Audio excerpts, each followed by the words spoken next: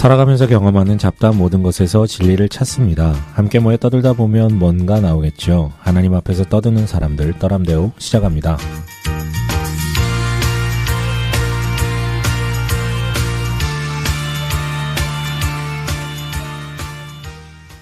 네, 반갑습니다. 떠람대오입니다. 각자 자기소개부터 먼저 할까요? 교회 다니는 동네형 임브로입니다.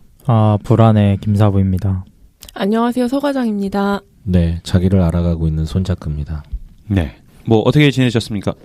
우리 패널 중에 한 분 임부장이 하는 서른 읽기를 네.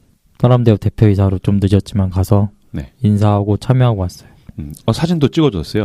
저희 호스트들하고 연사하고 사진 찍었는데 사진을 그지같이 찍어가지고 잘 찍었어요. 얘가 엿 먹이려고 그랬나? 그래서 네, 어쨌든 고마웠습니다. 네. 근데 김사부 거기서도 이제 인지도가 김사부님이 오셨습니다. 그때 다들 이렇게 장래가 술렁이었어요. 그래서 뭐 왜 저렇게 생겼어? 막 그러면서 꼴뚜기야. 여기가 어물전이야. 농담이고. 근데 진짜 장래가 술렁이었어요. 그래서 왜냐면 김사부인지 모르니까 실물은 처음 봤으니까. 그런가? 그렇죠. 좀 쑥스럽더라고요. 네. 그래서 이제 즐기잖아. 네, 쑥스러웠어요. 굉장히 즐겨요. 되게 즐겨요. 권력 의지가 맞는 애지 않습니까? 맞아요. 화장실 앞에서 나오는데 막 사진용 같이 찍자 그러고 그래서 불편해. 서과장이 가장 증오하는 어떤 그런 스타일이죠. 네, 혐오하는 스타일.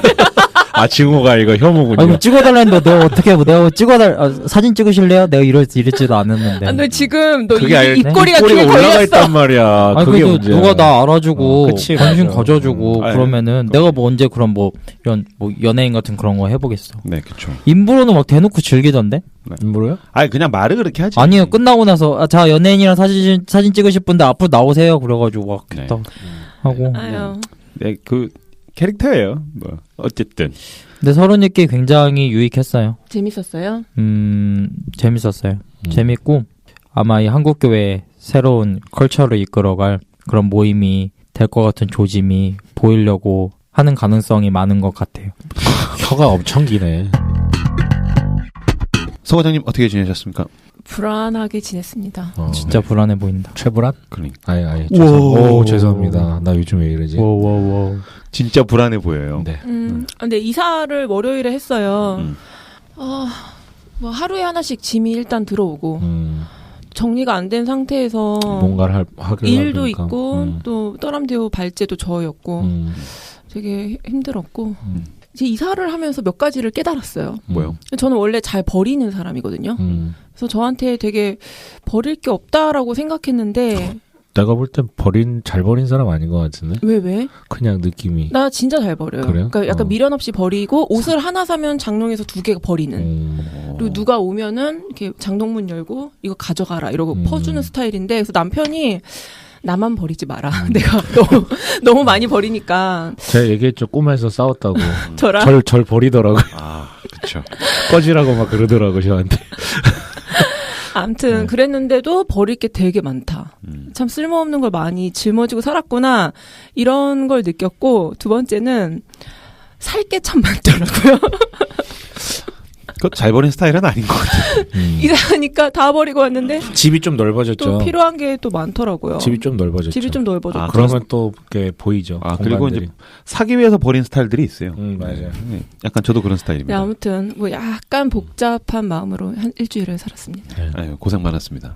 사실 저는 개인적으로 이해는 잘 안 됐어요. 아니 이사는 이삿짐 업체에서 다 해주는데 왜 지가 그랬는데 어쨌든 저희가 10년 만에 이사를 하다 보니까 그러니까. 짐을 다 갈았고 그 짐들이 순차적으로 왔어요. 이사 다음 날부터. 그러니까 짐 정리를 일주일 동안 했습니다. 고생하셨습니다.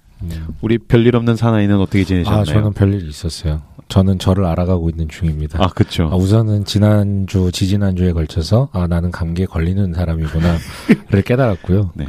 지난주엔 또 재밌는 일이 있었어요. 저희 교회 처음으로 수련회를 갔다 왔는데 1박 2일 MT 같이 갔다 오긴 했는데 남자층, 여자층 이렇게 나눴고 남자층에는 안에 내실처럼 방이 하나 있었어요. 그래서 남자들 코골이 좀 심하잖아요. 그래서 우리 나누자. 코 고는 사람 숫자를 세보니까 훨씬 많아요. 그래서 거실 넓은 데 자고 내실은 좀 좁은데 코 안 고는 사람 저를 포함해서 4명. 너 코 골지? 나 코 안 고는 줄 알았거든. 4명이 딱 들어가서 잤어요. 또 거긴 침대가 있더라고. 아, 이렇게 목사님이라고 또 여기 중지라고. 네. 되게 밑에서 좁게 자고 3명이. 아, 그 다음날.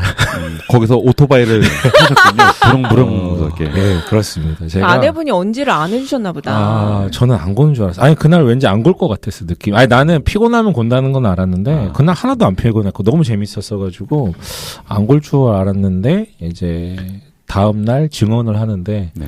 정말로 반으로 고이 접어서, 밖으로 던져버리고 싶었다고. 근데 마지막 존중, 그나마 저에 대한 존중으로 버텨줬다. 그렇죠.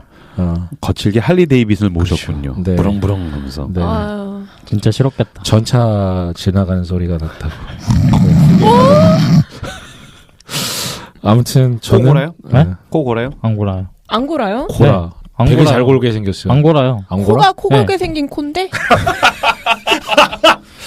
아, 그런 코가 있어? 완전 그거 모욕 아니에요? 외모 비하. 네? 외모 비하. 성화장 골아요? 네? 소가장. 나 안 골아요. 우리 남편이 진짜 심하게 골아서 좀 약간. 근데 비염 있고 그런 고니까 난 옛날에 안 골았는데 지금은 피곤하면 조금씩 곤다고. 근데 피곤해서 고는 거랑 코를 골아서 고는 거랑 달라요. 그렇죠. 피곤해서 고는 사람은 이렇게 뭐 이 정도인데 진짜 코를 고는 사람이 피곤해서 골면 막 장난 아니에요, 진짜. 아 진짜. 아 이러다 이 사람 죽는 거 아닌가? 진짜로 숨 넘어가는 것 같아. 아, 네. 웃겨. 진짜. 그래서 그거 가만 놔둔 청년들이 대단하네요. 그렇죠. 나 맨날 베개 좋아하니까요. 아니지. 저를 존경하니까. 그 이야기를 안 한 아내분이 더 대단한 거지. 그러니까.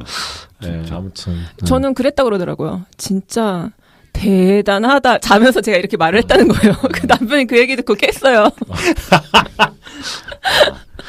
코가 고니까 네. 진짜 대단하다. 네, 잠결에 폭주족이랑 살고 있거나. 잠결에 약간 그랬다고 하더라고요. 그렇죠. 그런 거 되게 좋은 것 같아요. 근데 수련회 가서 방을 나누는 거. 저도 이렇게 시도했어요. 그래서 방에다가 이렇게 간판 같이 부릉부릉 뭐 이렇게 붙여놓고서 고는 애들 열심히 달려라. 그런 거 좋은 것 같아요. 저는 지난주에 부산 다녀왔습니다. 뭐 일 있어가지고 MT 같이 저도 한 1박 2일 갔다 왔는데 좋더라고요. 특히 제가 운전 안 하고 친한 동생이 운전을 해주니까 너무 행복했어요. 남이 운전해주면 좋아요. 네, 댓글 읽어주시죠. 네, 요거트맨 종로서적점님. 나와의 대화 자주 시도하는 1인입니다. 중요한 일이 있는데 늘어지게 자고 있으면 이 멍청한 자식아 뭐 하는 거야? 도대체 왜? 소리를 지르며 자책을 하고 나죠. 그럼 정신 차리고 중요한 일에 몰두할 수 있게 됩니다. 게임을 하다가도 지면 이런 부분이 아쉽다. 여기서 이렇게 움직였어야 막을 수 있었는데 이 친구가 잘한 거야? 현명해. 좀 더 잘해보자. 이런 식으로 동렬합니다. 그럼 기운내고 집중해서 승리하게 됩니다. 김용태님의 가짜 감정 책상에 모셔두기만 했는데 정독해야겠어요. 지난주에 이어 내 자신을 이해하게 되는 특집 정말 감사합니다. 매일매일 변하게 됩니다. 네. 그리고 하면서 또 저희 스스로가 저희 스스로를 알아가고 있는 것 같아요. 그죠? 맞아요. MBTI와 애니어그램으로도 몰랐던 자기 자신을 알아가고 있는 우리 손 작가님. 네, 전 저를 알아가고 있습니다. 네.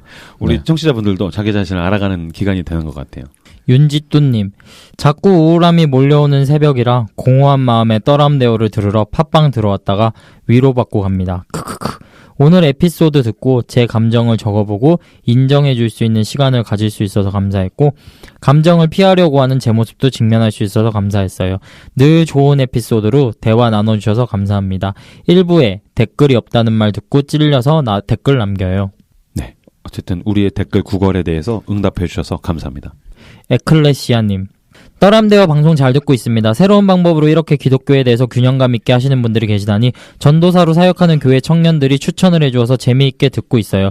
운동하면서도 듣고 머리 식힐 때도 듣고 그러다 보면 학교에서 배웠던 것들도 떠오르고 청년들과 청년부 시간에 할 내용들이 떠오르기도 해서 참 감사할 따름입니다. 혹시나 방송에서 읽어주신다면 주심교회 청년들 사랑한다. 말씀해 주세요.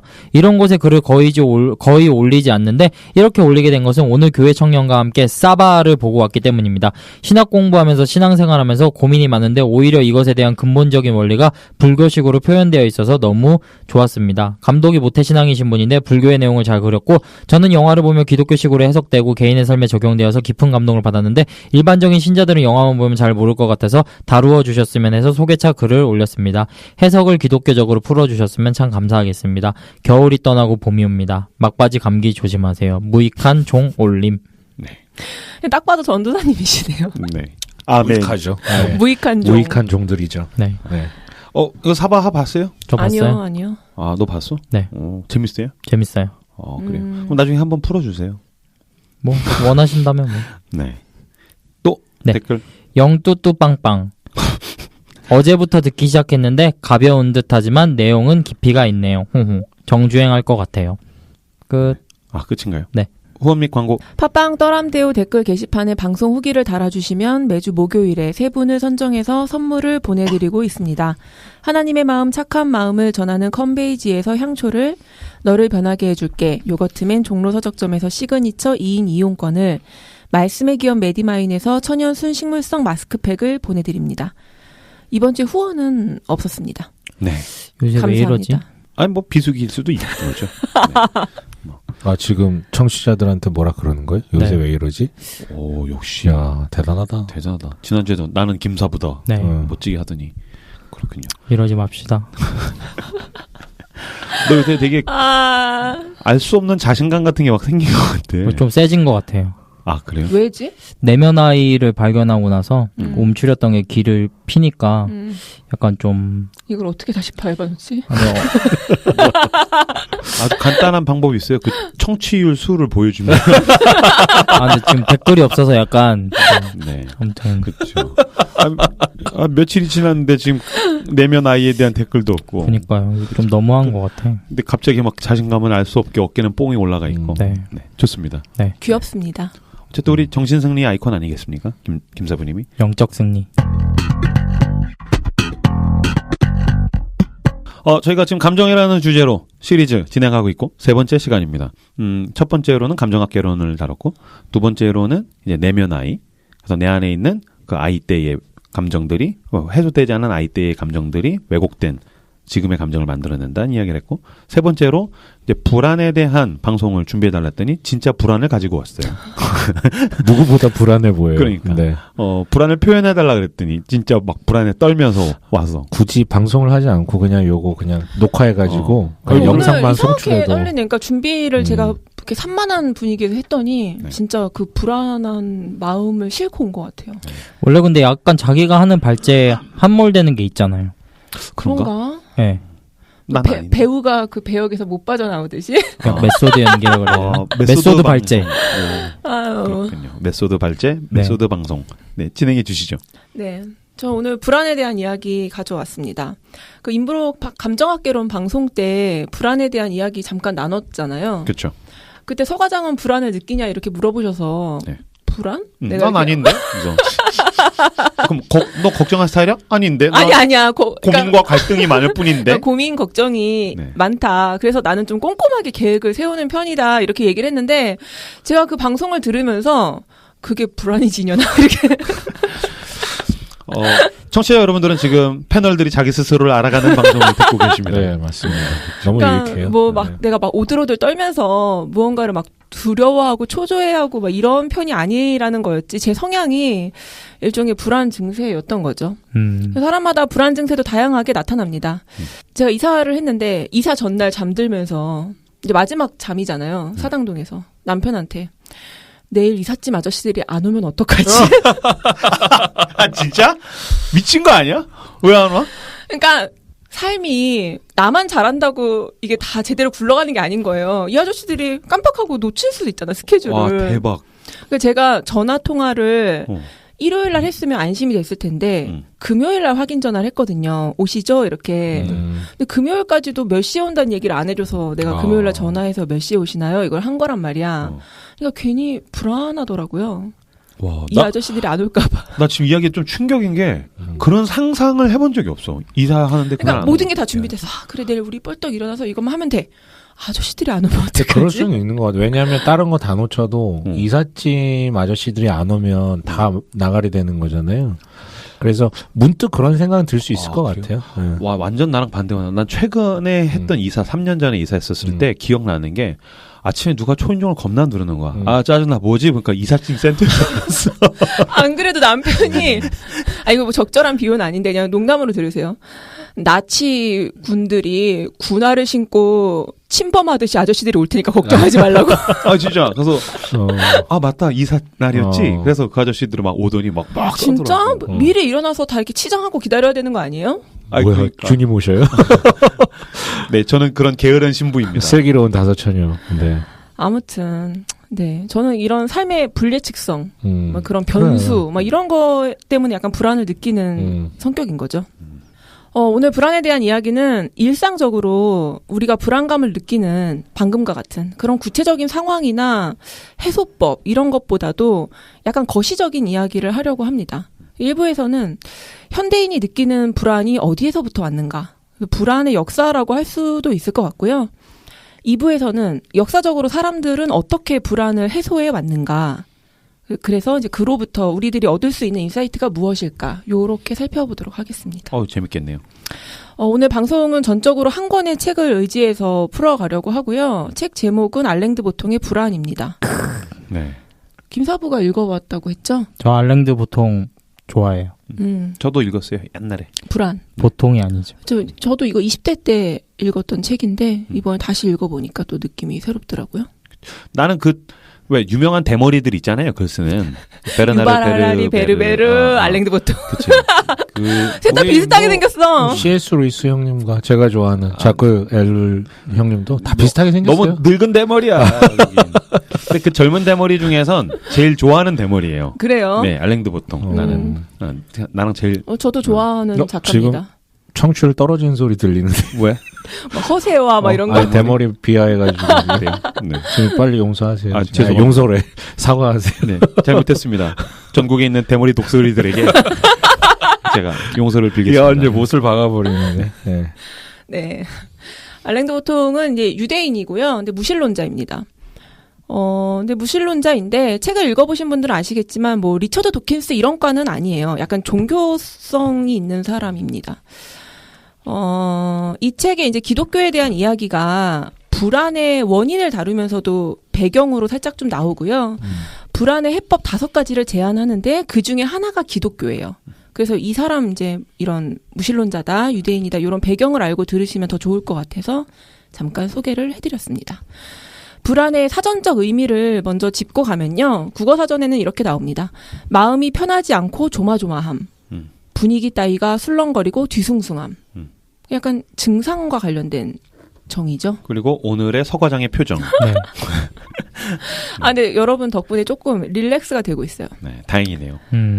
그리고 정신분석학에서 정의하기로는 불쾌한 일이 예상되거나 위험이 닥칠 것처럼 느껴지는 불쾌한 상태로 신체적 및 심리적 반응을 수반한다. 신체적 징후로는 심장 박동의 증가, 호흡이 빨라짐, 떨림, 땀 흘림, 설사, 그리고 근육의 긴장을 들 수 있다.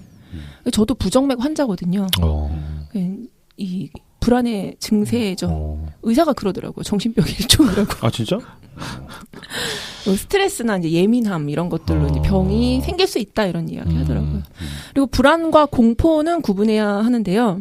불안은 무의식적인 위험, 모호하고 알려지지 않은 임박한 위험을 느끼는 거고요. 공포는 의식적으로 인지할 수 있는 대상이 있어요. 외부적이고 현실적인 위험에 대한 반응입니다. 그러니까 불안은 내가 왜 불안한지 이유를 제대로 인지하지 못하는 막연한 감정이고요.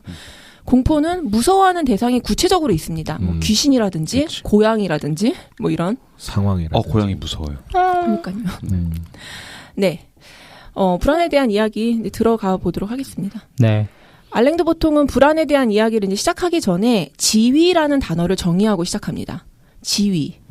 지위는 이제 사회에서 사람이 차지하는 위치를 말하잖아요. 그 좁은 의미에서는 한 집단 내의 법적 또는 직업적 신분을 가리킵니다. 기혼이냐 미혼이냐, 임대인이냐 임차인이냐, 의사냐 목사냐 학생이냐 이런 거.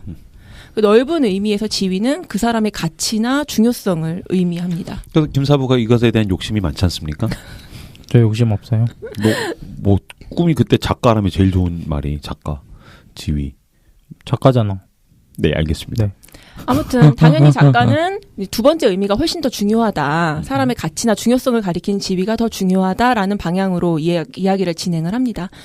그러니까 알랭드 보통은 사람의 지위가 불안이라는 감정의 기본적인 전제가 된다고 깔아놓고 시작을 합니다. 그래서 지금부터 나누는 모든 불안에 대한 이야기는 지위에 대한 욕망이 전제되어 있습니다.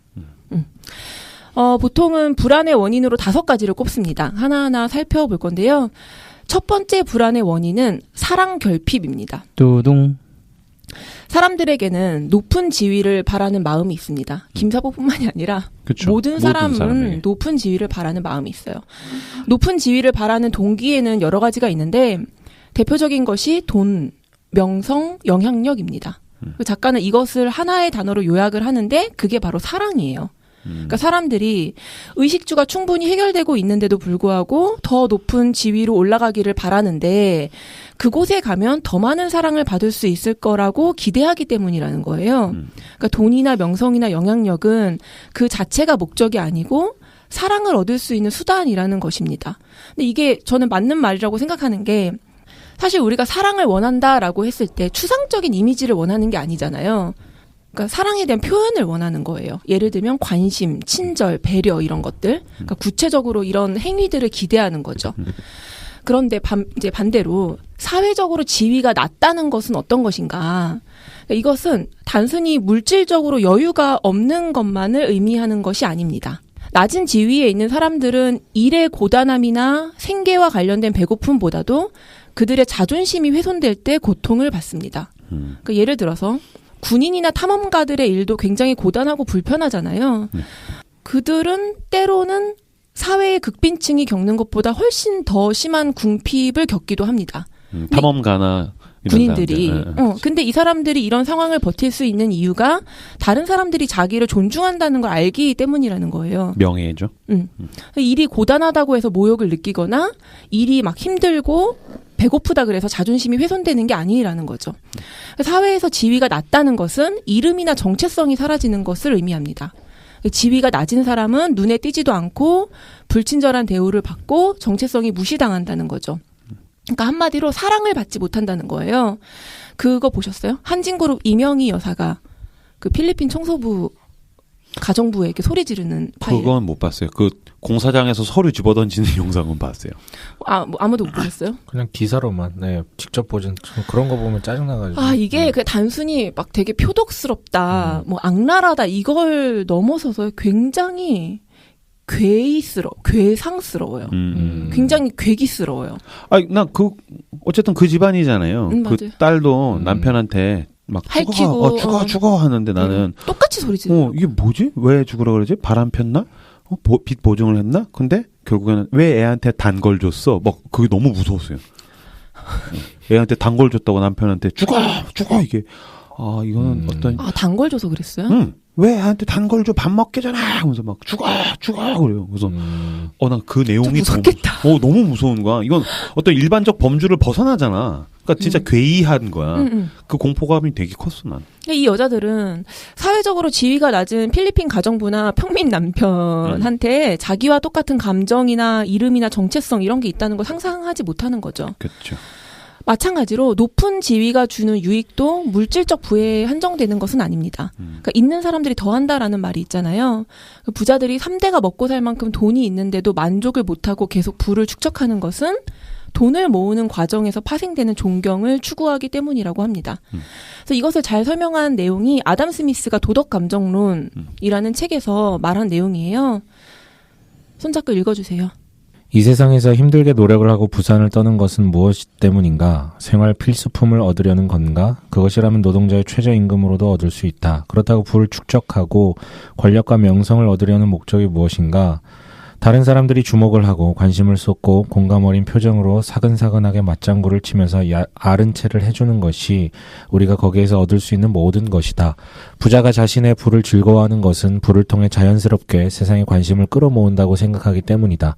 반면 가난한 사람은 가난을 부끄러워한다. 가난 때문에 사람들의 시야에서 사라졌다고 느끼기 때문이다. 아무도 자신을 주목하지 않는다는 것은 인간 본성에서 나오는 가장 열렬한 욕구의 충족을 기대할 수 없다는 뜻이다. 가난한 사람은 들락거려도 아무도 주의하지 않는다. 군중 속에 있어도 자신의 오두막 안에 처박혀 있을 때나 다름없이 미미한 존재일 뿐이다. 반면 지위와 이름이 있는 사람은 온 세상이 주목한다. 사람들은 그의 행동에 관심을 가진다. 그의 말 한마디, 행동 하나도 사람들은 그냥 지나치지 않는다. 앤디 워홀의 말이 떠오르는 대목이죠. 일단 유명해져라. 그러면 똥을 싸도 사람들이 환호할 것이다. 개소리해도 명언이 된다. 그럼 왜 사랑이 중요한가? 왜 사랑 결핍이 불안의 원인인가? 사람들이 관심받고 싶어하고 사랑받고 싶어하는 것은 이제 본능이라고 이야기를 합니다. 그런 존재로 태어났다는 거예요. 그러니까 사람은 태어날 때부터 자신의 가치에 확신을 갖지 못하는 존재라는 것입니다. 뭐 특별한 인사이트는 아니죠. 기독교에서 인간을 바라보는 시선과 동일합니다. 불완전한 인간. 그렇죠. 그래서 우리는 다른 사람이 우리를 바라보는 방식으로 우리 스스로를 바라보게 된다는 거예요. 현실 세계에서 이걸 피할 수가 없다는 것입니다. 그러니까 당연히 사람들은 다른 사람과의 상호작용을 통해서 자기를 바라보게 됩니다. 그러니까 내가 농담을 했을 때 사람들이 웃어줘야 아, 내가 사람들을 즐겁게 하는 능력이 있구나.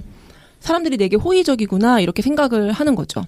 우리가 방송을 올렸는데 하트가 눌러지고 댓글이 달려야 아, 우리가 방송 준비를 잘했구나. 사람들이 지금 구걸하는 것 같은데. 우리 방송을 좋아하는구나. 이렇게 알 수가 있는 거죠. 이렇게 돌려서 구걸해도 되나요? 그러니까 여러분들이 안 누르시면 모르겠어요. 믿을 수는 없는 거잖아. 네. 어떤 분이 우리가 이제 연말 그 결산을 하는데 뭐 하트 막 청취율 막 이런 얘기 자꾸 하니까 댓글로 아, 그런 거 연연하지 마시고 열심히 하시라 이런 댓글 누가 다셨거든요. 그걸 못 기억하는. 그거는 현실 세계에서는 불가능한 일입니다. 아멘. 사랑은 표현하는 그러니까 거예요. 이상적인 세계에서만 내가 무시를 당하거나 조롱을 당해도 멘탈이 흔들리지 않는 거지. 현실 세계에서는 사랑과 하트와 댓글이 없으면 그럼요. 아무것도 아닌 사람이 된다는 것입니다. 지난번에 이제 31개 하는데 청취자분들이 오셔서 사진 찍자고 했을 때 여러분 연예인과 와서 사진 찍으십시오라고 제가 얘기했지만 그 몇 분 동안 떠랑 대화하기 잘했다. 그동안 고생한 보람이 있다. 내 인생에 이런 호사라니 막 그러면서 정말 행복했습니다. 저도 그런 모임 가면 항상 아싸였는데 그날 김사부님 오셨습니다. 근데 술렁이는데 인싸. 방금 눈을 막 파르르 떨면서 그러니까. 그때 감동을 막. 그렇군요. 항상 투명 인간이었는데 존재감이 막 푹 부여되는데 장난 아니었어요. 나 초등학교 때 반장도 못 해봤는데 진짜. 그러니까 사람들은 높은 지위에 올라가서 사랑을 받고 싶어 합니다. 반대로 높은 지위에 올라가지 못하면 사랑 결핍으로 인해서 불안해지는 것입니다. 이 이야기를 무라카미 하루키가 한 줄로 정리를 굉장히 잘 해줬습니다. 인생의 목적은 사랑받는 사람이 되는 것이 아니라 자기 자신이 되는 것이다. 역시 스승님. 그러니까 이거는 불안을 해소하는 해법이 담겨있는 문장이죠. 근데 자기 자신이 되라. 어쨌든 하루키가 볼 때도 많은 사람들이 다른 사람의 사랑을 갈구하면서 살고 있다는 것입니다. 네. 근데 자기 자신이 되려면 다른 사람들의 사랑이 필요한 거 아니에요? 그러니까 이게 사람의 본능이라는 거예요. 근데 그게 어쨌든 신기루라는 거지. 그걸 계속 쫓아다니면 만족하지 못한다는 의미 아니겠어요? 본능에 따라가는 삶이라는 그치. 거죠. 그럼 감정에 따라가는 삶. 그럼 높은 지위에 올라가지 않고 낮은 지위에 있는 사람인데도 존재 자체로 사랑을 받을 수 있는 건 안 돼요? 그것에 대한 해법. 지위에 연연하지 않고 내가 사랑받는 존재다라는 것을 확인할 수 있는 해법을 2부에서 다룰 거예요. 그게 불안의 해법인 거죠. 두 번째 불안의 원인은 속물근성이에요. 두둥. 속물이 영어로 스납인데 이 말은 영국에서 처음 사용이 되었습니다. 당시에 대학생들은 모두 이제 귀족 계급이었는데 캠브리지에서 1600년대부터 평민의 자녀를 받기 시작한 거예요. 근데 신입생 명단 옆에다가 계급을 표시한 거죠. 그 평민 출신 학생들 이름 옆에다가 라틴어로 시네 노빌리타테 줄여서 스나업이 된 건데 이게 무슨 뜻이냐면 영어로 without nobility 고상함이 없다, 평민이다 이런 뜻입니다. 얼마 전에 기사를 보니까 서울 마포구의 어느 초등학교에서 아파트. 신입생 반 배정표를 이제 홈페이지에 올렸는데 아이들 이름 옆에 아파트명이 표기된 거예요. 아 진짜? 어디 아파트 이렇게. 그러니까 이게 논란이 됐죠. 그러니까 이미 아이들은 주거지로 서열화되고 있다고 합니다. 그렇죠? 그 이야기 많이 들어보셨죠? 뭐 휴거, 빌거 이런 얘기 들어보셨죠? 그 강남 그런데 가면은 그 주택 중에서 주택 청약이나 그런 거 받아가지고 아파트 사는 애들이랑은 놀지 말라고 진짜 아파트 사는 그런 애는 놀지 말라고 얘기하고. 그러니까 이게 서열이 어떻게 돼 있냐면 고가의 브랜드 아파트, 뭐 롯데캐슬 뭐 이런 것들, 레미안, 뭐. 그리고 이름 없는 아파트, 그리고 그 다음이 임대 아파트, 마지막이 빌라입니다. 그래서 빌라 사는 거지, 줄여서 빌거. 휴먼시아 임대 아파트 사는 거지, 줄여서 휴거. 이런 말이 아이들 사이에서 쓰이고 있어요. 빌라인데 막 성북동에 100평 뭐 이런 거면. 너 어디 사냐? 빌라. 빌건에 성북동에 있는데 100평이야. 아무튼 처음에는 이 속물이라는 말이 이렇게 높은 지위를 갖지 못하는 사람을 가리키는 말이었는데 이게 이제 근대에 들어와서 의미가 지금 우리가 이해하는 속물의 뜻으로 바뀌게 됩니다.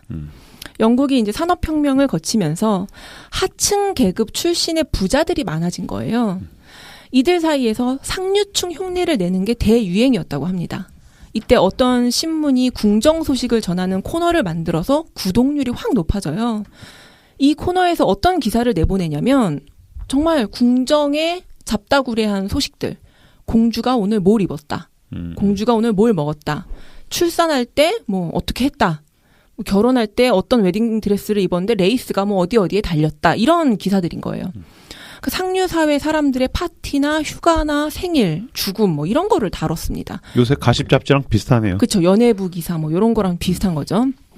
그 당시에 윌리엄 세커리라는 영국 작가가 속물에 관한 책을 출판하면서 이 현상을 다룹니다.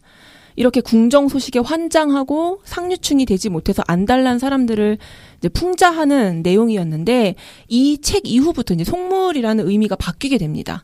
그러니까 처음에는 휴거, 빌거라고 기록되는 지위가 낮고 가난한 사람들을 가리키는 말이었는데 이후에는 쟤는 휴거야, 쟤는 빌거야 라고 말하는 사람들. 그러니까 노골적으로 낮은 지위의 사람들을 무시하고 차별하고 높은 지위로 올라가지 못해서 안달난 사람들. 그러니까 부자들 부러워하고 흉내내고 뭐 나는 뭐 원래 알랭드 보통을 좋아했어 라고 말하는 사람들. 속물. 어떤 음악이나 와인이나 이런 것들의 가치를 지나치게 떠벌리는 사람. 이런 사람들을 속물이라고 부르게 됩니다. 그럼 속물이랑 허세랑 동의어예요? 약간 다르지 않아요? 근데 좀 다르다고 보는 게 허세의 카테고리가 더 큰 것 같아. 허세의 아래 하부 카테고리가 아닐까? 속물이? 허세는 조금 귀여운 것 같아요. 그렇지. 속물은 좀 더 노골적이라 피상적인 것에 치우친다는 느낌이 있죠. 허세도 내적 가치나 뭐 다른 부분보다도 약간 피상적이고 물질적인 부분에 대한 방점을 찍는다는 느낌이 아무튼 있죠. 자기를 과장하는 마음이죠. 근데 나는 요새 어쨌든 최근에 가면 갈수록 진짜 사람들이 다 완전히 유물론이 내면화되어 있는 게 아닌가라는 생각을 하는 게 옛날에는 되게 속물적이다. 이거 속물이다. 그러면 좀 부끄럽게 여기고 이런 게 있었는데 지금은 그렇지 않죠. 지금 그게 없잖아요. 스웩. 이게 전부인데. 그게 왜? 스웩. 진짜 스웩. 딱 스웩이야말로 이게 전부인데. 너 보이지 않는 게 뭐가 중요한데? 난 보이는 게 전부인데. 그걸 아예 대놓고 간다라는 건 속물이라는 부분에 대해서 아예 부끄러움조차 느끼지 않는다는 거죠. 요새 고등 래퍼라고 제가 맨날 재밌게 보는 거를 엠넷에서 하는데 이제 그 프로듀서들이 플렉스를 해보라고 그래요. 그래서 플렉스가 뭐지? 맨날 부르는 노래 가사에 들어있는 거긴 한데 플렉스가 뭐냐고 그랬더니 자랑해보라는 거예요. 그래서 뭐 돈 만약에 래퍼가 돼가지고 유명해져가지고 많이 벌면 뭐 할 거야? 플렉스 이렇게 하니까 저는 이렇게 뿌리고 밟고 다닐 거예요. 그러면 그 래퍼 플렉스 막 그러더라고요. 근데 그게 어떻게 보면은 말한 허세나 속물의 그 뭐 중간에 있는 것 같은데 그것도 요새는 이렇게 플렉스라고 취급을 하면서 얘기하는 게 신기하더라고요. 그래서 이 속물 근성이 현대인들의 불안의 원인으로 지목이 됩니다. 왜요? 속물의 특징은 그러니까 단순히 뭐 낮은 사람을 차별하고 위에 있는 사람들을 부러워하는 그런 단순한 마음이 아니라 사회적 지위와 사람의 가치를 동일하게 보는 거예요.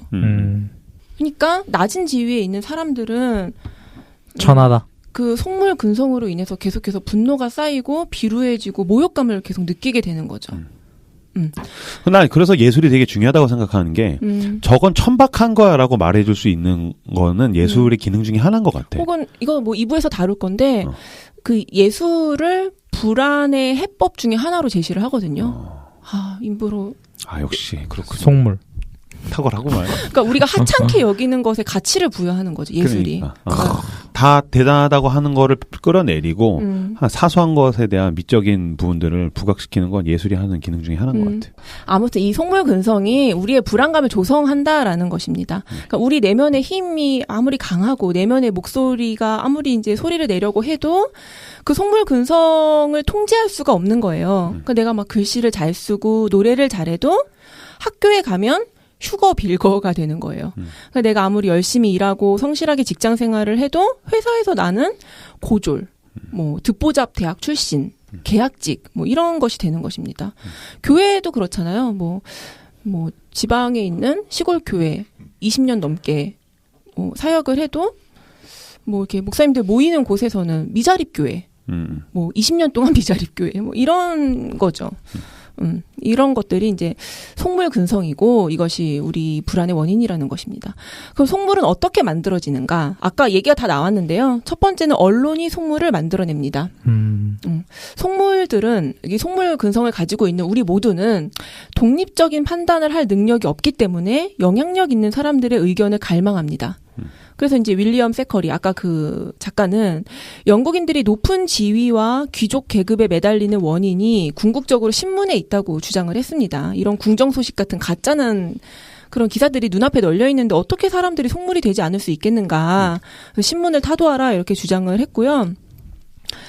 언론의 문제는 오늘날에도 뭐 동일한 것 같고 SNS의 폐해라고 지적되는 것들도 같은 맥락이라고 할 수 있을 것 같습니다. 그렇죠. 최근으로 치면 SNS죠. 그러니까 페이스북 계정을 가진 미국 대학생 400명을 대상으로 설문조사를 했는데 페이스북을 오랫동안 이용한 사람일수록 다른 사람이 나보다 행복하다고 느끼고 인생은 공평하지 않다고 생각하는 경향이 강했다고 이렇게 조사 결과가 나왔대요. 내가 예상했던 것과 정확하군요. 페이스북은 그래도 양호한데 인스타가 짱이지. 찌찌뽕. 그러니까 인스타 짱이야. 뽕찌찌. 그러니까 왜냐하면 우리가 SNS에 올리는 단편적인 사진과 글들은 앞뒤 맥락을 보여주질 않잖아요. 그러니까 저도 언젠가 페북에다가 되게 약간 괴로운 마음으로 어떤 글을 남겼어요. 근데 구체적인 맥락을 설명하고 싶지도 않고 설명할 필요가 없어서 어떤 글을 썼는데 누군가는 그 글을 보면서 뭐 이렇게 나쁘게 얘기한 게 아니라 그런 걸로 고민도 할 수 있고 부럽다. 그러니까 이런 식으로 이야기를 하더라고요. 그러니까 내가 의도하지 않아도 누군가를 괴롭게 할 수도 있고 내가 괴로워질 수도 있다라는 것입니다. 그리고 일부 어떤 사람들은 뭐 의도적으로 SNS를 과시용, 전시용으로 사용하기도 하죠. 그거를 인식해야 되는 것 같아. 이거는 인스타는 가장 무도회라는 거를 인식해야 되는 것 같아. 근데 그게 현실이라고 오해하는 순간 자신이 너무 왜소해 보이는 거야. 그 다 거짓말이잖아. 자기 삶에서 최고의 순간을 이미지로 그 한 컷으로 아니면 짧은 영상으로 해서 올리는 건데 그게 계속해서 서로를 향해서 부추기고 경쟁을 하다가 보니까 어느 순간인가 저 하늘 위에 있는 어떤 파라다이스를 이제 보면서 왜 나는 여기서 이렇게 혼자 찌질하게 살고 있지? 이렇게 되는 거거든요. 근데 그걸 올리는 사람들 내면은 훨씬 더 공허할 것 같은데. 그렇겠지. 왜냐면 뭐 글 같은 거는 어쨌든 자기 내면을 써가지고 뭐라도 이렇게 공감이 되고 그러는 건데 그건 그냥 이미지화된 거기 때문에 그 사람들도 되게 좋아요에 엄청 많이 연연하더라고요. 그래가지고. 그럴 수 있죠. 그러니까 이건 내가 가지고 있는 이미지라고 생각을 해야 되는데 이게 나나 이게 다른 타인이야라고 하는 순간 자기가 너무 불행해지지.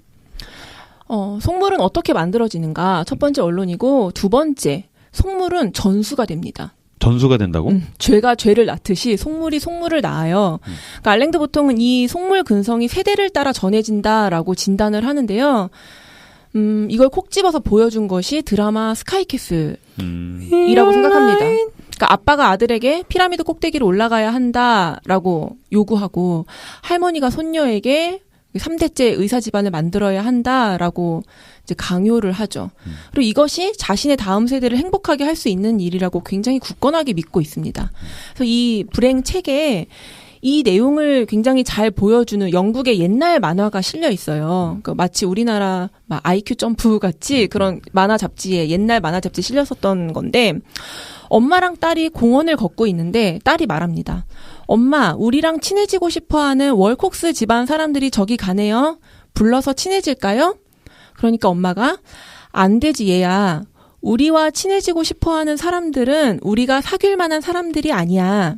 우리가 사귈 만한 사람들은 뭐라고 얘기했을까요? 우리보다 더 높은 데 있는 사람들이야. 우리를 싫어하는 사람들이야. 비슷해요. 아 진짜? 오직 우리와 사귀고 싶어하지 않는 사람들 뿐이란다. 이렇게 말했습니다. 그러니까 이런 식으로 속물근성이 세대를 따라 계승된다는 것입니다.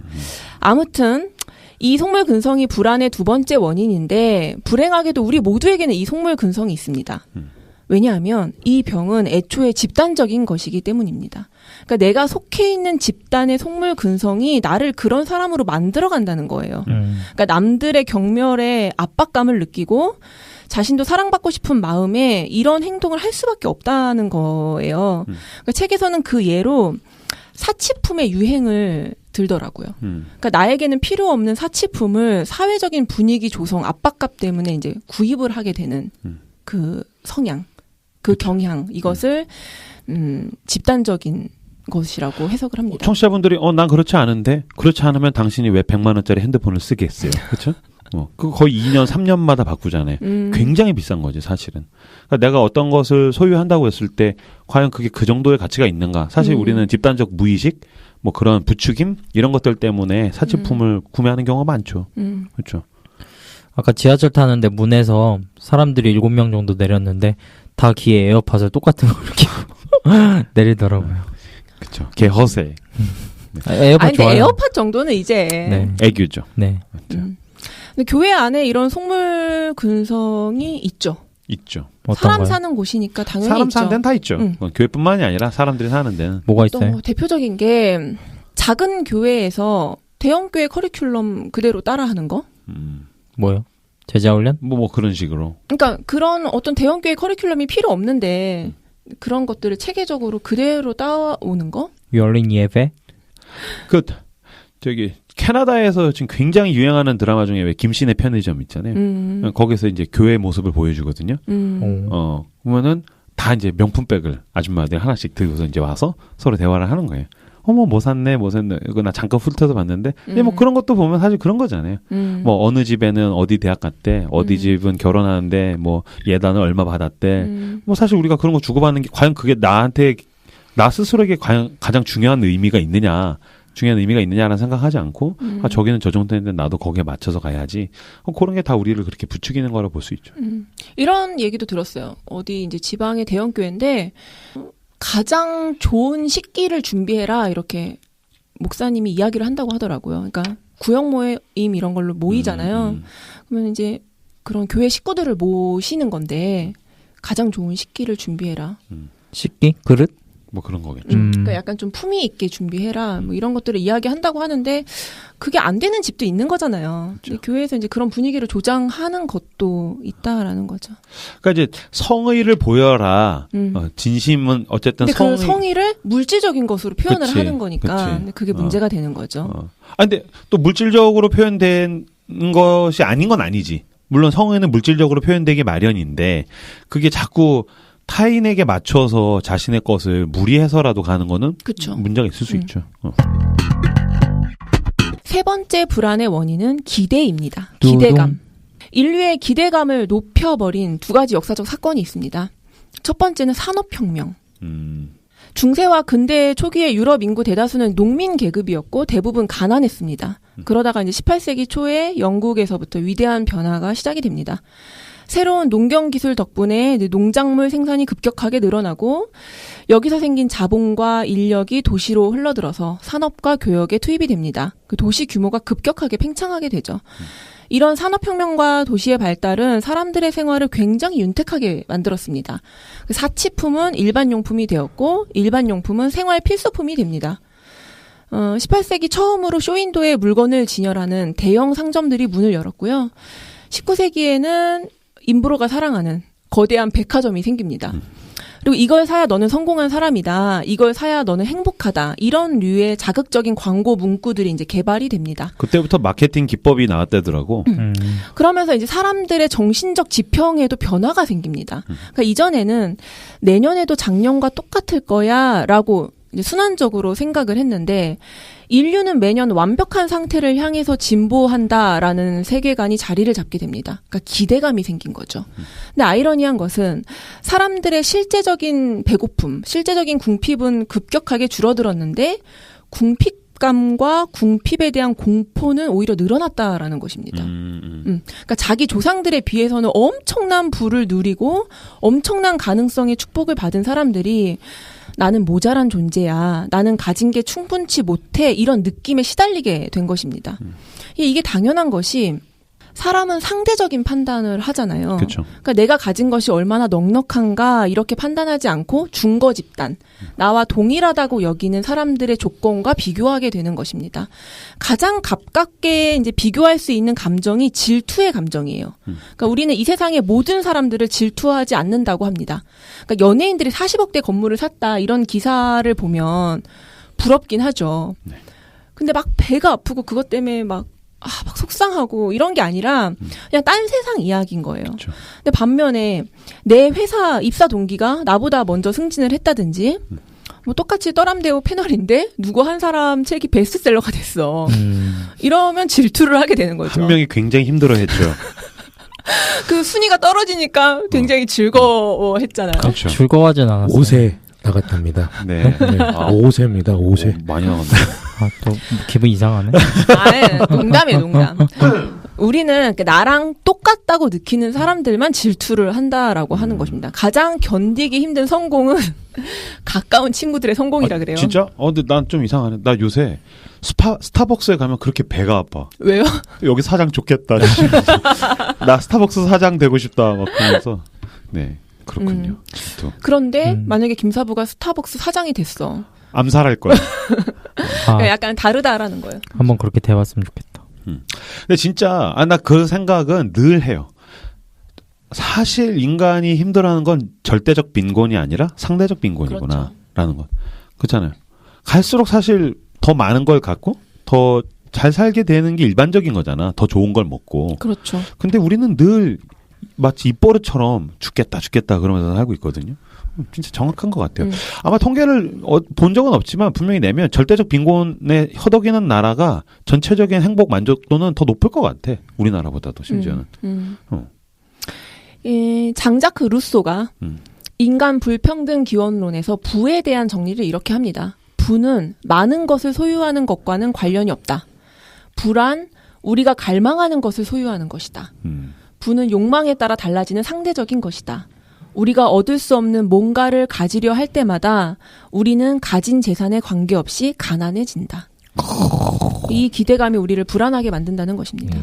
근데 이게 되게 의미 있는 발언인 게 이제 아까 산업혁명 얘기했잖아요. 예. 산업혁명을 통해서 이제 그 물질의 어떤 폭발적인 그 수요와 공급이 생기게 되었고 계층 간의 이동도 되게 빈번해졌잖아요. 근데 누가 쓴 글인지 기억은 정확히 안 나는데 오히려 그 이전에 이제 소위 말한 봉건제, 뭐 중세시대 이때 사람들이 행복도가 더 높았을 가능성이 훨씬 높다. 알랭도 보통도 같은 그 얘기를 얘기하죠. 해요. 그러니까 그 뭐 농노라 부리는 어떤 그냥 일반 평민들, 근데 그들의 삶은 기대하는 바와 예측되는 바가 딱 일정했기 때문에 그 안에서의 어떤 그 루틴 가운데 살아가면서 더 많은 기대를 안 하기 때문에, 그러니까 그게 이제 지금 21세기를 사는 우리 눈으로 볼 때는 왜 평등이 없다, 민주주의가 개발되지 않았다, 저 사람들은 아마 좀 쉽지 않았을 거다라고 추측하지만 실제 그들의 삶은 오히려 더 행복했을 수 있고, 또 우리가 이 귀족이라는 계급에 대해서 굉장히 좀 시니컬하게 바라보지만 그들은 또 그들 나름대로의 어떤 로열티를, 그러니까 그러니까 국가에 대한, 군주에 대한 충성심을 가지고 또 자신들의 의무를 가지고 또 어떤 더 많은 부담감 속에서 살았을 거다. 그러니까 우리는 이제 지금 시점으로 쟤네들은 누릴 거 다 누리면서 그렇게 살았겠지. 누리는 것도 있었지만 짊어져야 되는 책무도 굉장히 강했고, 근데 그 안에서 어쨌든 더 많은 기대감을 갖지 않고 그 안에서 살았기 때문에 오히려 지금보다 더 쓸 수 있다. 행복도만 따지면. 그 얘기가 전 되게 인사이트 있었어요. 같은 얘기를 해요. 네네. 아까 얘기한 게 인류의 기대감을 높인 게 이제 산업혁명이다. 두 번째가 정치혁명이에요. 그러니까 중세 농민들은 다 가난했고 다 같이 신분이 낮았죠. 그리고 자기가 더 높은 신분으로 올라갈 수 있는 가능성에 대해서 생각해 본 적이 없습니다. 그쵸. 그러니까 상황이 처참했어도 내 이웃과 친구들 모두가 신분이 낮고 모두 다 농민으로 태어나서 농민으로 죽기 때문에 낮은 신분으로 인한 모욕감이나 열등감을 덜 느꼈을 거라고 진단을 하는 거예요. 그렇죠. 왜냐면 난 노예야. 근데 내 친구도 노예고 우리 아빠도 노예였고 다 노예야. 위아더 노예. 그러니까. 게다가 어느 시점까지는 기독교가 사회의 계급을 변화 불가능한 자연 질서의 한 부분으로 해석을 했습니다. 예수의 정신과는 다르게. 그러니까 절대 군주제는 하늘나라의 질서가 반영되었다고 이제 믿는 거죠. 그러니까 조금 덜 힘들었다는 거예요. 손잡고 얘기대로. 근데 17세기 중반에 들어서면서 이 정치적인 사고가 평등주의적인 방향으로 나아가기 시작합니다. 존 로크가 통치론이라는 책에서 이렇게 말했어요. 신은 아담에게 이 땅을 다스릴 개인적 지배권을 준 것이 아니라 인류 전체에게 그 권리를 주어 모든 사람이 누릴 수 있게 했다. 통치자들은 민중의 도구이며 전체의 이익을 추구할 때만 복종을 받을 수 있다. 지금 보면 되게 당연한 소리인데 당시에는 굉장히 파격적인 근대적 사고의 시작이었던 거죠. 그렇죠. 이것이 이제 18세기, 19세기 정치혁명을 거치면서 민주주의를 안착시킵니다. 그 민주주의는 이론적으로 모든 계급 장벽을 철거한 거잖아요. 그러니까 지위에 대한 기대감이 생긴 거예요. 그러니까 사람들은 누구나 성공할 수 있고 누구나 대통령도 될 수 있다라고 기대를 하게 되었습니다. 그리고 이때 이제 보통 사람들의 성공 신화가 담긴 자서전이나 자기개발서가 쓰이기 시작했고 당시에도 엄청나게 팔렸다고 합니다. 너도 올라갈 수 있다. 그러니까 벤저민 프랭클린의 자서전 이런 것들이 이런 장르의 효시입니다. 그러니까 사람들은 실제적으로는 물질적 평등이나 지위적 평등을 완전하게 성취할 수 있는 수단이 없어요. 그런데 이론적으로는 평등하다고 느끼게 된 것입니다. 그러니까 가난과 낮은 지위는 시대를 막론하고 괴로운 일인데 그런데도 불구하고 과거의 사람들은 자기의 가난과 낮은 지위를 팔자로 받아들이거나 뭐 신이 정하신 질서로 받아들였는데 산업사회, 민주사회를 살아가는 가난한 사람들은 자신의 삶이 배신당했다고 생각하게 된 거예요.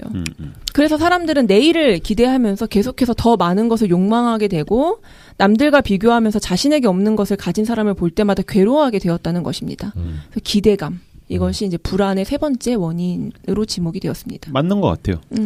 그러니까 굵은 선으로 그어져 있는 내 삶의 울타리 속에서 손에 만져지는 게 내 거야라는 생각을 하면 불안하거나 뭐 그럴 필요가 없는데 어딘가에 있는 점선으로 된 울타리가 있다라는 생각을 하는 거잖아요. 나는 지금 그것을 놓치고 있어. 그리고 난 도태되고 있어. 이게 사람을 미치게 만드는 거죠. 그 과거에는 그 계층 안에 그 뭐랄까 갭이 그렇게 크지가 않았는데, 그러니까 다 예측이 되는 삶인 거죠. 그 비슷한 어떤 계급이라 그럴까요? 지금은 이제 기대감이 너무 많이 투영되다 보니까 늘 불안한데 사실은 시점부터 굉장히 많이 차이가 있잖아요. 어떤 그렇죠. 사람은 굉장히 많은 환경 가운데 태어나서 자라게 되고 어떤 스카이캐슬에서 그렇죠, 그렇죠. 근데 이런 어떤 기본적인 출발점 자체가 너무 다른데 기대하는 바는 비슷한데 결국 자꾸 너도 그렇게 될 수 있다고 사람들이 결론은 뭐냐면 네가 노력을 안 하고 네가 무능력한 거로 귀결이 되는 거고 그렇게 되면 사실은 불안을 넘어서 포기에까지 이르게 되는 거죠. 근데 원고가 노출이 됐나? 왜요? 다음 다룰 불안의 원인이 능력주의입니다. 아, 두둥. 제가 알랑드 보통이랑 좀 사고 구조가 비슷합니다. 나는 보통 이상이야. 속물 분석. 가난이 자존심에 미치는 영향은 공동체가 가난을 해석하고 설명하는 방식에 결정적으로 좌우되는데 가난을 바라보는 관점이 달라지면서 낮은 지위의 사람들은 점차 감정적으로 견디기 힘든 처지에 놓이게 되었습니다. 심지어 그게 윤리 도덕적으로 문제가 있다는 식으로 들리는 그쵸. 거지. 그러니까 먼저 과거에 가난한 사람들, 과거에 낮은 지위에 처한 사람들은 이런 이야기들 들으면서 살았어요. 뭐냐면 첫 번째, 그들이 사회에서 진정으로 부를 창조하는 사람들이며 따라서 존중을 받을 자격이 있다. 그러니까 농민들의 이런 이야기를 들은 거예요. 중세의 글들 중에는 농민들을 찬양하는 것들이 많았대요. 그러니까 사회에서 가장 중요한 구성원은 농부다.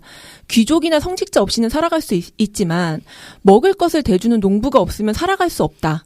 농부의 일은 지루하고 고되지만 지적으로 그보다 위에 있는 사람들의 모든 일을 가능하게 해주기 때문에 선한 사람들은 농민들을 존경해야 한다. 이런 이게 서양에서도 이런 글들이 이제 중세 시대에 이제 쓰여졌고 그래서 농민들은 자신의 존엄성을 이런 가치관을 통해서 확인할 수 있었다라는 것입니다. 두 번째는 세상의 지위는 신이 보기에 아무런 도덕적 가치가 없다. 이거는 성경이 주는 관점입니다. 그러니까 예수님 자체가 가장 높은 인간이었지만 가난했잖아요. 그러니까 이것이 가난으로 사람의 도덕적 가치를 평가할 수 없는 기준이 되었던 것입니다. 세 번째, 부자는 죄가 많고 부패했고 가난한 사람들을 강탈하여 부를 쌓았다. 대표적으로 이제 공산주의 혁명에서 하는 이야기죠. 그러니까 부자들은 도둑질하는 부패한 사람들이고 미덕과 재능보다는 약탈과 기만을 통해 특권을 얻었다라고 가르쳤습니다. 그러니까 너희들이 가난한 것은 너희들이 무능력해서가 아니라 자본가들 때문이야. 저들이 착취해서 그렇다. 지배 계급들 때문이다. 이런 사상들이 가난과 낮은 사회적 위치가 주는 충격을 완화할 수 있는 장치가 되었다는 거예요. 근데 이런 가난에 대한 공동체의 관점이 18세기 중반 무렵부터 그러니까 경제적으로 이제 융성하게 되면서부터 변화하게 됩니다. 첫 번째, 가난한 사람은 쓸모없고 부자가 쓸모있다. 수백 년 동안 이제 정통적인 그런 경제학 이론들은 일하는 계급이 사회의 부를 창조한다고 이야기를 해왔는데, 그러니까 부자들은 사치와 방탕으로 자원을 낭비할 뿐이다. 이렇게 이야기를 해왔는데, 이런 이야기들이 슬슬 나오기 시작한 거예요. 부자들이 지출을 하기 때문에 그 밑에 사람이 고용되는 것이고, 따라서 부자들이야말로 사회에서 가장 약한 사람들의 생존을 돕는다. 우리 고등학교 때 그 아담 스미스의 보이지 않는 소원에 대해서 배웠잖아요. 그러니까 이게 정부는 끼어들지 말고 시장에 맡겨라. 시장이 알아서 자원 배분을 효율적으로 할 것이다. 이런 논리잖아요. 그러니까 이게 부르주아 계층을 대변하는 이론이 됩니다. 그러니까 부자들이 자기 욕망을 위해서 일한다고 하더라도 자기도 모르게 사회의 이익을 증진시키고 가난한 사람들과 이익의 산물을 나눠 가지게 된다라는 것입니다. 그러니까 가난한 사람들보다 부자가 쓸모가 있다라는 그런 관념이 정설이 되어지고 있었어요. 보수 경제 이론인 거죠. 두 번째, 지위에는 도덕적 의미가 있다. 아까는 없다. 지금은 있다. 과거에 이제 지위라는 것은 재능보다는 혈연에 따라 분배가 되었습니다. 근데 18세기 중반부터 이러한 세습 원리에 의문을 제기하는 목소리가 들리기 시작했습니다. 그러니까 능력에 따른 개방적 인재 등용이 상식이 되는 시대가 온 거예요. 나폴레옹이 죽기 전에 이런 이야기를 했다고 합니다. 나는 장군들 대부분을 진흙에서 건졌다. 나는 재능을 발견하면 보답을 했다. 그러니까 결과적으로 능력주의의 명분이 생기게 됩니다. 그러니까 모든 사람이 똑같은 교육을 받고 똑같은 직업 선택의 기회를 갖는다면 수입과 지위에서 차이가 나는 것은 정당하다라는 생각이 보편화된 것입니다. 그러니까 예를 들어서 우리는 지금 중학교까지 의무 교육을 하잖아요. 그러니까 곧 고등학교도 의무 교육을 하게 된다고 합니다. 그러니까 평등한 기회를 줬다. 그렇다면 실력차가 나고 등급이 매겨지는 것은 당연한 거 아니냐. 지들 책임 아니냐. 너희들 몫이다라는 사고가 자리 잡게 되었다는 것입니다. 그러면서 돈에도 새로운 도덕적 가치가 부여됩니다. 그러니까 부자는 단지 돈이 많은 게 아니라 무엇인가 더 옳고 더 낫기 때문에 부자가 되었다라는 생각을 하게 된 거예요. 뭐 근면하거나 성실하거나. 그렇죠. 알랭도 보통은 19세기 미국의 기독교 사상이 돈에 대한 견해를 바꾸었다고 주장을 합니다. 그러니까 신이 신자들에게 요구하는 것은 세속적으로나 영적으로나 성공적인 삶을 살라는 것이다. 경건한 삶에는 부가 따른다. 이렇게 가르쳤기 때문에 록펠러 같은 인물이 부끄러움도 없이 주님이 나를 부자로 만들었다라고 말할 수 있게 되었다는 것입니다. 그렇죠. 록펠러 일화는 사실 지금도 되게 많이 사용되죠. 11조 열심히 해서 부자가 된 일화. 좋은 예로 이제 사용이 되고 있습니다. 그래도 이제 많이 그게 전부가 아니다. 뭐 왜냐면 이제 록펠러 같은 경우는 이제 뭐 독과점이라든지 그쵸. 그런 경제적 부를 늘리는 과정에서 불이한 행동들을 했기 때문에 저건 문제가 있다라는 이야기들이 많이 퍼지고 있지만 그래도 이제 여전히 11조 해서 부자 됐다. 록펠러가 뭐 10만 달러 기부했는데 어떤 목사가 이 돈은 더러운 돈이다 이렇게 설교를 했었던 일화도 있대요. 그래요? 이런 것들은 알려져 있지 않죠. 근데 이런 이야기들은 성공을 거둔 사람이 그럴 만한 자격이 있다 이렇게만 말하는 게 아니고요. 실패한 사람은 그럴 만한 이유가 있어서 실패를 했다 이런 논리를 가져오게 되는 것입니다. 그렇죠. 그러니까 낮은 지위는 안타까운 것이 아니라 마땅한 것처럼 보이게 되었다라는 것입니다. 네. 마지막으로 세 번째, 가난한 사람들은 죄가 많고 부패했으며 어리석음 때문에 가난한 것이다. 이런 이야기를 듣게 된 거예요. 이것은 사회 진화론적인 이야기입니다. 그러니까 부자들은 뒤처진 사람들보다 본질적으로 천성적으로 더 나은 데가 있다라는 사고입니다. 그러니까 이들은 가난한 사람들의 고난과 그들의 이른 죽음이 사회 전체에 유익하기 때문에 정부가 간섭하고 개입해서 뭐 복지를 늘리고 이래가지고 막으면 안 된다라고 주장을 합니다. 약자는 자연의 실수기 때문에 재생산을 시켜서 나머지 사람들을 오염시키면 안 된다는 거예요. 그러니까 이러한 비정한 세계관이 점점 상식이 되었고 가난하고 지위가 낮은 사람들은 더욱더 모욕감을 느끼게 되었다는 것입니다. 그렇죠. 이 논리의 극단이 낮지잖아요. 그렇죠. 약간 우생학적인 측면에서 더 나은 민족이 살아남는 거고.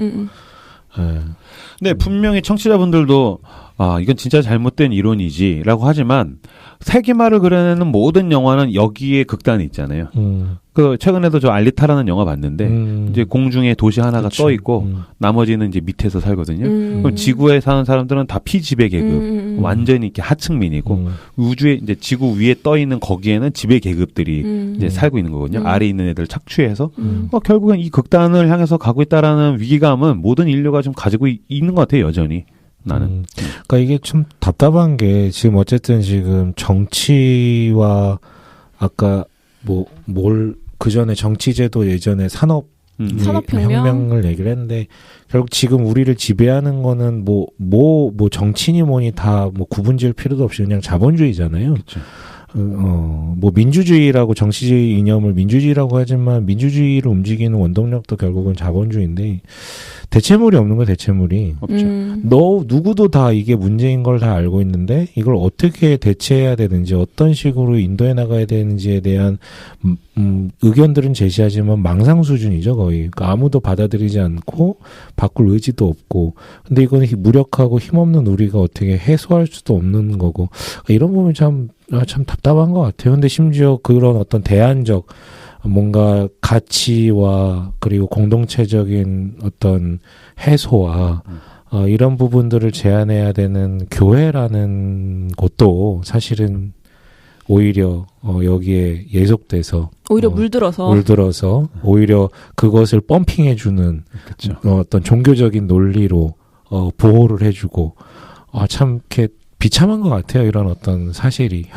사회학 이론에서 이제 그 공산주의와 사회주의가 실패하면서 자본주의에 대한 그나마 대안의 하나로서 이제 공동체주의를 많이 이야기를 하는데 사실 이건 이제 성경에서 보면 초대교회라든지 이런 데서 실현이 되잖아요. 근데 사실 이제 최근의 교회는 그렇지 않으니까 안타까운 거죠. 교회도 똑같죠. 잘난 놈이 되고. 그렇죠. 돈 없으면 교회 못 간다라는 이야기들이 나오죠. 그 불안의 원인 5가지 중에 지금 4가지를 짚어봤고요. 마지막이 불확실성이에요. 인생과 야구는 모르는 거다. 그렇죠. 이거 모르는 사람 없잖아요. 그러니까 이 불확실성이 우리 불안의 요인이라는 것입니다. 이거는 자세한 설명이 필요 없을 것 같아요. 맞아, 인생은 불확실성.